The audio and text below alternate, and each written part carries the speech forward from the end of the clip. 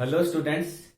आज के इस वीडियो में हम व्यष्टि अर्थशास्त्र के एक महत्वपूर्ण टॉपिक पर चर्चा करने वाले हैं। हमने अपने पिछले वीडियो में उपयोगिता विश्लेषण का विस्तार से अध्ययन किया है, जिसमें सीमांत उपयोगिता किसे कहा जाता है, कुल उपयोगिता किसे कहा जाता है, उपयोगिता ह्रास नियम किसे कहा जाता है और ह्रासमान प्रतिस्थापन का नियम किसे कहा जाता है। इसके बारे में हमने विस्तार से चर्चा की थी। उसी क्रम में आज के इस वीडियो में हम सम सीमांत उपयोगिता नियम या जिसको प्रतिस्थापन के नियम के नाम से भी जाना जाता है, इसकी चर्चा करेंगे। जैसा आपको पता ही है, व्यक्ति की आवश्यकताएं अनंत होती है और उसके पास साधन सीमित होते हैं। यानी व्यक्ति की नीड्स आर अनलिमिटेड, आवश्यकताएं अनंत है और साधन उसके पास क्या है, सीमित मात्रा में है। तो उसको इन असीमित आवश्यकताओं और सीमित साधनों के मध्य सामंजस्य बिठाकर अपनी संतुष्टि को अधिकतम करना होता है।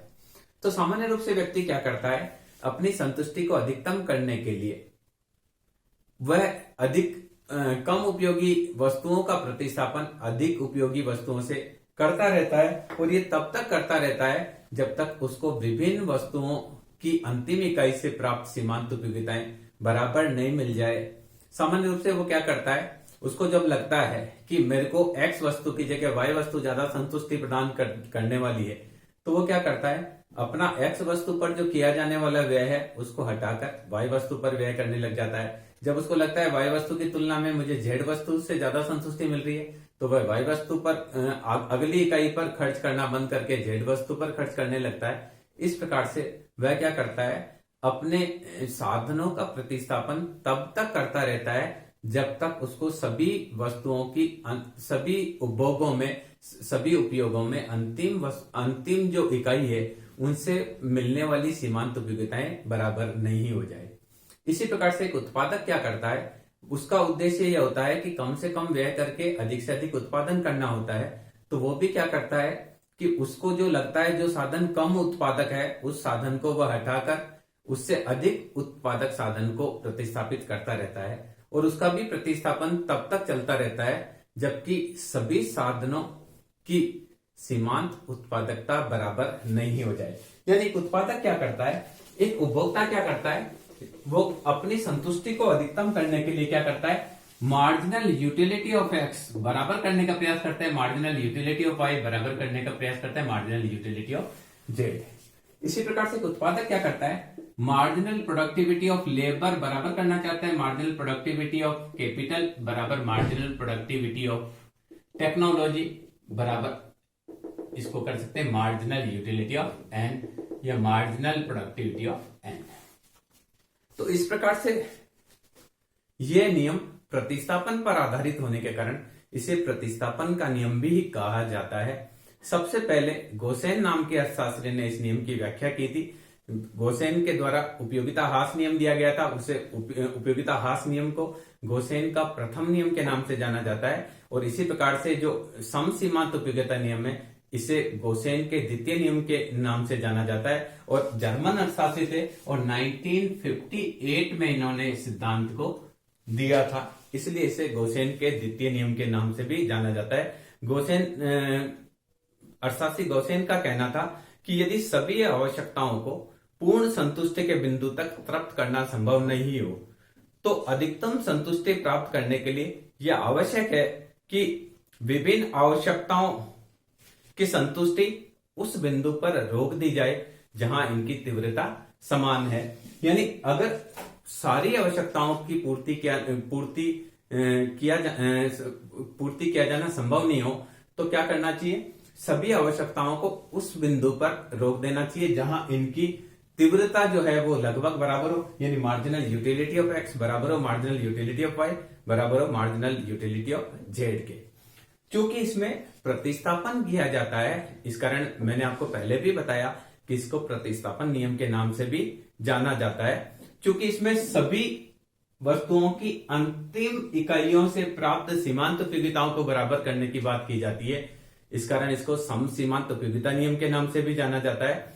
या एक उपभोक्ता के द्वारा अपनी आय को इस प्रकार से मितव्ययी ढंग से व्यय करे कि उसको उसको अधिकतम संतुष्टि प्राप्त हो, इस कारण से इस नियम को अधिकतम संतुष्टि का नियम या उपभोग में मितव्ययता के नियम के नाम से भी जाना जाता है। उपभोग के इसके अलावा एक कंज्यूमर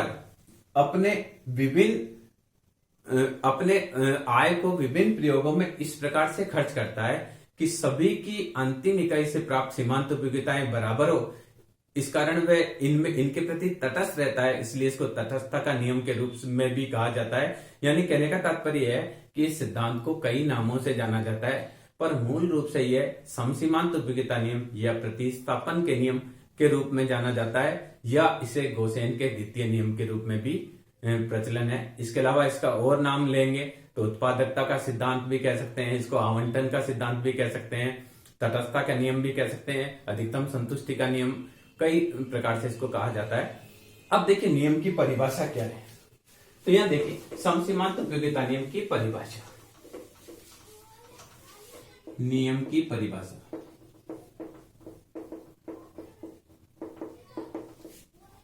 देखिए नियम जो है उसकी परिभाषा क्या होगी, पहले हम एकदम क्लियर कर लें। 1858 में यह नियम दिया गया था, मैंने गलती से 1958 लिख दिया, 1858 में गोसेन के द्वारा नियम दिया गया था। अब देखिए नियम की परिभाषा क्या है। मार्शल इसके लिए क्या कहते हैं, मार्शल के अनुसार यदि किसी व्यक्ति के पास ऐसी वस्तु है जिसे वह विभिन्न प्रयोगों में बांट सकता है, तो उस वस्तु के विभिन्न प्रयोगों में उस वस्तु को वह विभिन्न प्रयोगों में इस प्रकार से बांटेगा कि प्रत्येक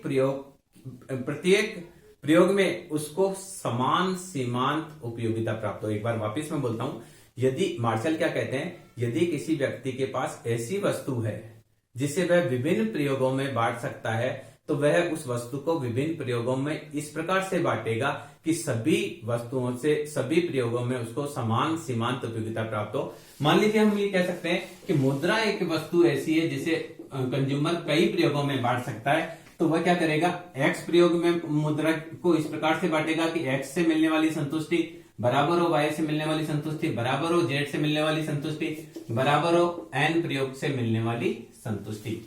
कहने का तात्पर्य है कि अगर व्यक्ति के पास कोई ऐसी वस्तु है जिसे वह अलग अलग प्रयोगों में बांट सकता है, मुद्रा से हम किराने का सामान भी खरीद सकते हैं, मुद्रा से हम परिवहन के साधनों पर भी खर्च कर सकते हैं, मुद्रा को शिक्षा पर भी खर्च कर सकते हैं, मुद्रा को कई रूपों में खर्च किया जा सकता है। तो मार्शल के अनुसार यदि किसी व्यक्ति के पास ऐसी वस्तु है जिसे वह विभिन्न प्रयोगों में बांट सकता है, तो वह विभिन्न प्रयोगों में उस वस्तु को इस प्रकार से बांटेगा कि सभी की सीमांत उपयोगिताएं क्या हो, सभी की अंतिम इकाई से प्राप्त सीमांत उपयोगिताएं क्या हो, बराबर हो। इसी प्रकार से हम ये कह सकते हैं इस आधार पर कि कोई व्यक्ति अपनी सीमांत आय से अधिकतम उपयोगिता प्राप्त करने के लिए अपनी आय को इस प्रकार से व्यय करता है कि उसको विभिन्न प्रयोगों में अंतिम इकाई से मिलने वाली सीमांत उपयोगिताएं बराबर हो। प्रोफेसर जेके मेहता ने भी इसके बारे में बोला है, लिखा है कि यदि एक निश्चित काल में कोई आवश्यकता की पूर्ति कर सकता है, तो उसको अधिकतम संतोष प्राप्त करने के लिए उसको अलग अलग आवश्यकताओं को इस प्रकार से बांटना चाहिए कि उसको सभी दशाओं में उसकी जो सीमांत उपयोगिताएं हैं वो क्या है, बराबर हो। वापिस एक बार समझिए इसको, यदि एक निश्चित काल में कोई वस्तु अनेक आवश्यकताओं की संतुष्टि कर सकती है, तो उस वस्तु को विभिन्न प्रयोगों में इस प्रकार से बांटना चाहिए कि उनकी विभिन्न प्रयोगों में मिलने वाली सीमांत उपयोगिताएं क्या हो, बराबर हो। आधुनिक अर्थशास्त्री इस कथन से सहमत नहीं है कि सभी वस्तुओं की अंतिम इकाई से प्राप्त सीमांत उपयोगिताएं बराबर होगी। तो हम आधुनिक अर्थशास्त्री कहते हैं कि एक कार की अंतिम इकाई से प्राप्त सीमांत उपयोगिता नमक की थैली की अंतिम इकाई से प्राप्त सीमांत उपयोगिता के बराबर करने के लिए व्यक्ति कितनी कार खरीदेगा, ये संभव नहीं है। तो आधुनिक अर्थशास्त्रियों ने इसका एक थोड़ा भिन्न दृष्टिकोण दिया है। तो हम क्या करेंगे, पहले प्रोफेसर मार्शल के द्वारा दिया गया समसीमांत उपयोगिता नियम का अध्ययन करेंगे और उसके बाद में इसकी आधुनिक व्याख्या को हम देखेंगे। एक थोड़ा सा मैं आपको बता देता हूं कि आधुनिक व्याख्या वाले अर्थशास्त्री क्या कहते हैं। इसमें मैं नाम लेना चाहूंगा। आधुनिक अर्थशास्त्री इस नियम को बोलते हैं आनुपातिक सीमांत उपयोगिता नियम। पुराना वाला जो नियम है उसको बोलते हैं सम सीमांत उपयोगिता नियम, और आधुनिक अर्थशास्त्र से इसको बोलते हैं आनुपातिक सीमांत उपयोगिता नियम। प्रोफेसर सैमुअल्सन का नाम इसमें मैं लेना चाहूंगा। सैमुअल्सन कहते हैं कि अगर उपभोक्ता अपने उपभोग को इस प्रकार से व्यवस्थित कर रखा है, क्या कह रहा है, यदि उपभोक्ता ने अपने उपभोग को इस प्रकार से व्यवस्थित कर रखा है कि उसे प्रत्येक वस्तु से हो रही सीमांत उपयोगिता और कीमत का अनुपात बराबर प्राप्त होता है दूसरी वस्तु की सीमांत उपयोगिता और कीमत के अनुपात से, तो यह निश्चित रूप से माना जाना चाहिए कि उपभोक्ता को इस प्रकार के संयोगों से थोड़ा सा भी दूर हटने से उसको कोई भी फायदा होने वाला नहीं है। यानी सैमुअल्सन क्या कहते हैं कि अगर उपभोक्ता ने अपनी वस्तु को विभिन्न प्रयोगों में इस प्रकार से बांट रखा है कि विभिन्न प्रयोगों में मिलने वाली अंतिम इकाई से प्राप्त सीमांत उपयोगिता और कीमत का अनुपात दूसरी वस्तु की अंतिम इकाई से प्राप्त होने वाली सीमांत उपयोगिता और कीमत के अनुपात के बराबर है, तो ऐसी स्थिति में अगर उपभोक्ता ऐसे संयोग को थोड़ा सा भी परिवर्तित करता है तो ये मानकर चलिए कि उसको कोई भी फायदा होने वाला नहीं है। यानी आधुनिक अर्थशास्त्री क्या कहते हैं कि व्यक्ति के वस्तु की अंतिम इकाई से प्राप्त सीमांत उपयोगिता और उसकी कीमत का अनुपात दूसरी वस्तु की अंतिम इकाई से प्राप्त सीमांत उपयोगिता और कीमत के अनुपात में होना चाहिए। तो हम पहला जो करेंगे उस पहले पार्ट में हम मार्शल द्वारा प्रतिपादित समसीमांत उपयोगिता नियम की व्याख्या करेंगे, और बाद में हम अगला जो वीडियो होगा उसमें हम आनुपातिक सीमांत उपयोगिता नियम यानी आधुनिक समसीमांत उपयोगिता नियम की बात करेंगे। तो यहाँ देखिए, एक कंज्यूमर है, एक कंज्यूमर के द्वारा मान लीजिए तीन वस्तु का प्रयोग है, marginal utility of X, marginal utility of Y और मार्जिनल यूटिलिटी ऑफ जेड। मान लीजिए तीन वस्तुएं उपभोक्ता के द्वारा परचेज की जाती है, एक्स वस्तु, वाई वस्तु और जेड वस्तु। एक्स वस्तु की सीमांत उपयोगिताएं देखिए है 50, 40, 30, 20, 10, 0, -10। दूसरी वस्तु है इसकी है 55, 45, उसके बाद में 40, 30, 20, 10, 0। थर्ड वस्तु है वो 60, उसके बाद में 49, 30, उसके बाद में 20, 18, 6, 2, -1। ये इनकी सीमांत उपयोगिताएं हैं। अब उपभोक्ता के मान लीजिए प्रत्येक वस्तु 10 रुपए की है, उपभोक्ता के पास जो मुद्रा की इकाई है उससे उस मुद्रा की इकाई से ये वस्तु भी ले सकता है, ये वस्तु भी ले सकता है, ये वस्तु भी ले सकता है।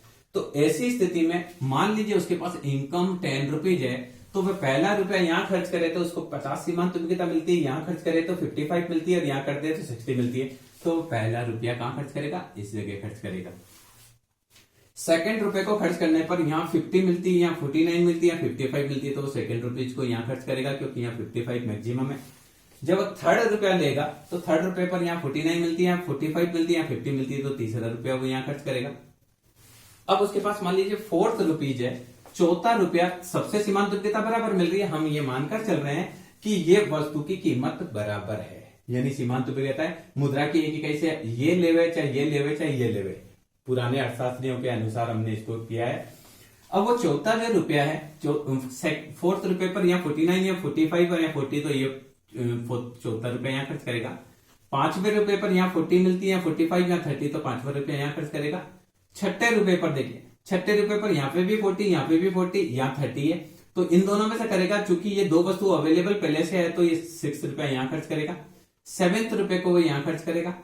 8th रुपये को ये यहाँ करेगा, क्योंकि ये यहाँ पर किसी में भी कर सकता है। तो मान लीजिए 8th इस पे करा, 9th इस पे किया और 10th इस पे किया। तो यहाँ देखिए मार्जिनल यूटिलिटी ऑफ एक्स बराबर होना चाहिए मार्जिनल यूटिलिटी ऑफ वाई बराबर होना चाहिए मार्जिनल यूटिलिटी ऑफ जेड। तो यहां देखिए अंतिम इकाई से आप देखिए तीनों की सीमांत उपयोगिता की देखिए, अंतिम इकाई से प्राप्त उपयोगिता है 30 बराबर है 30 बराबर है 30। तो इस प्रकार से क्या करता है उपभोक्ता अपनी आय को इस प्रकार से व्यय करता है कि प्रत्येक वस्तु की अंतिम इकाई से प्राप्त सीमांत उपयोगिताएं क्या हो? बराबर हो। तो ये क्या करेगा? पहली वस्तु की 3 इकाइयां लेगा, दूसरी वस्तु की 4 इकाइयां लेगा, तीसरी वस्तु की 3 इकाइयां लेगा। हम इसको चित्र के माध्यम से भी प्लॉट कर सकते हैं। ये पहली वस्तु, ये दूसरी वस्तु और ये तीसरी वस्तु। ये देखिए 5, 10, 25, 15, 20, 25, 30, 35, 40, 45, 50। तो हम 10, 20 ले लेते हैं क्योंकि 30, 40, 50, 60 यही लेना पड़ेगा। 10, 20, 30, 40, 50, 60, 10, 20, 30, 40, 50, 60।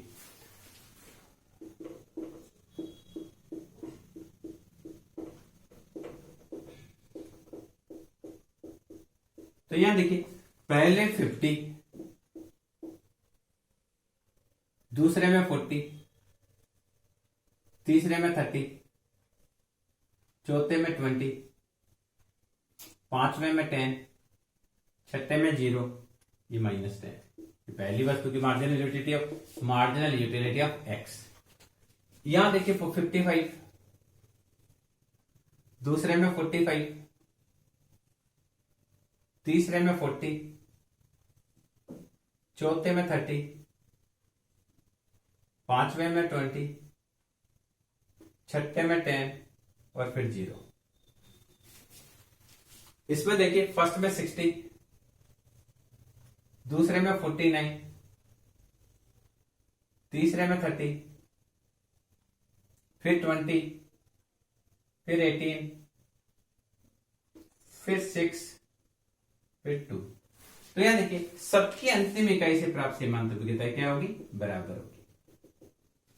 ये फर्स्ट, ये सेकंड, ये 30।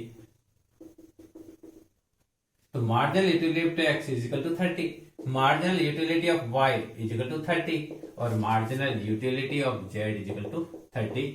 ये जो चित्र है, ये लाइन है, ये मार्जिनल इक्वल मार्जिनल इसको बताती है। ये बताती है सम सीमांत उपयोगिता को बताती है।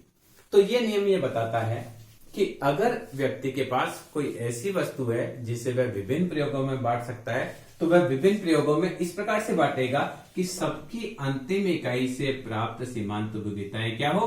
बराबर हो। जैसे यहां देखिए 30, यहां पे भी 30, यहां पे भी 30। इस प्रकार से चित्र को प्लॉट करके बता सकते हैं कि यहां देखिए इस जगह पे सबकी सीमांत उपयोगिताएं बराबर है, इस वस्तु की यहां पर सीमांत उपयोगिताएं बराबर है, ये यहां इसकी सीमांत उपयोगिताएं बराबर है। तो यहां इसकी 3 इकाइयां लेगा, यहां इसकी 4 इकाइयां लेगा और इस वस्तु की वह 3 इकाइयां लेगा।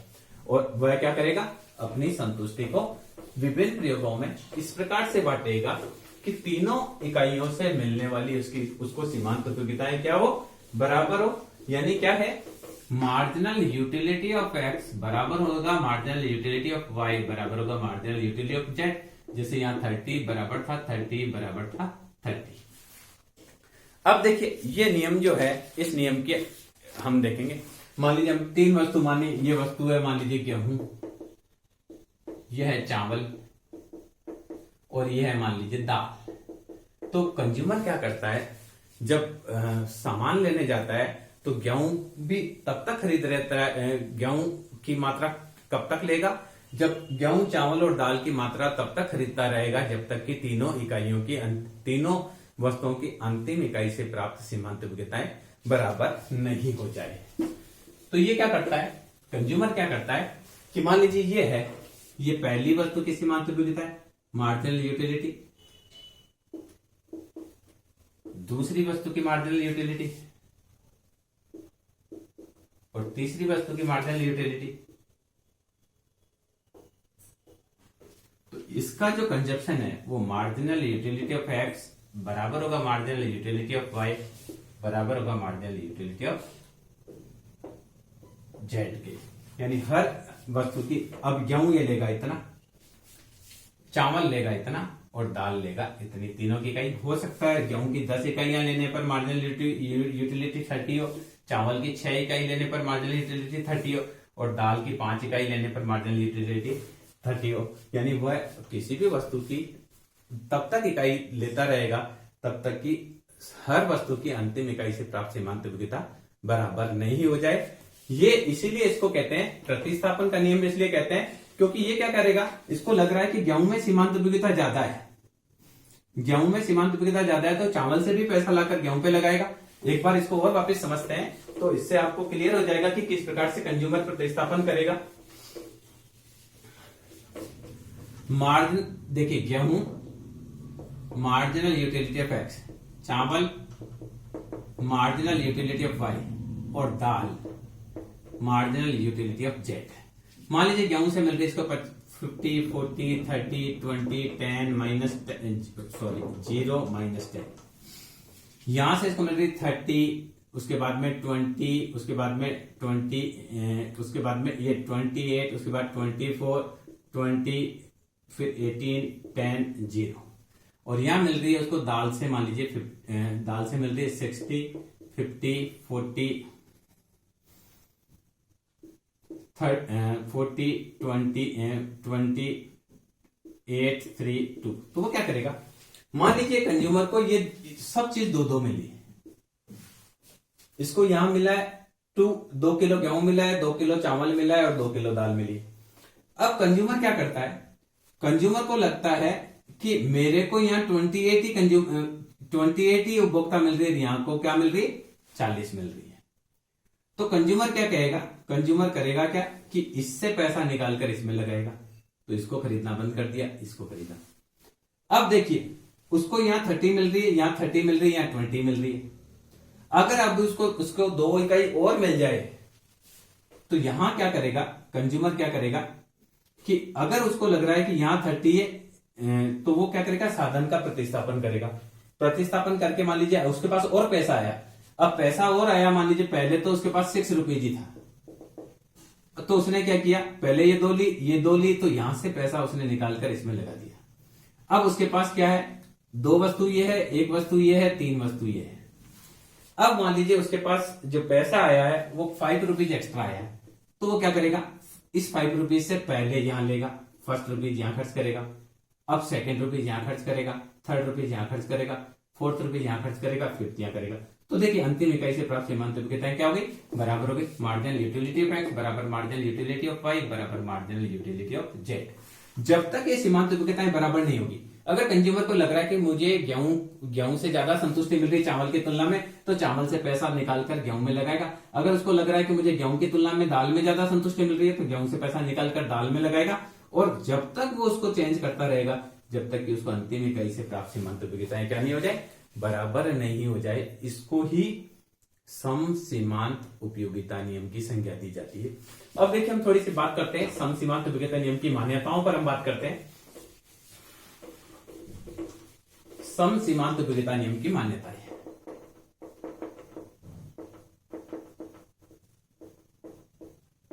उपयोगिता नियम की मान्यताएं।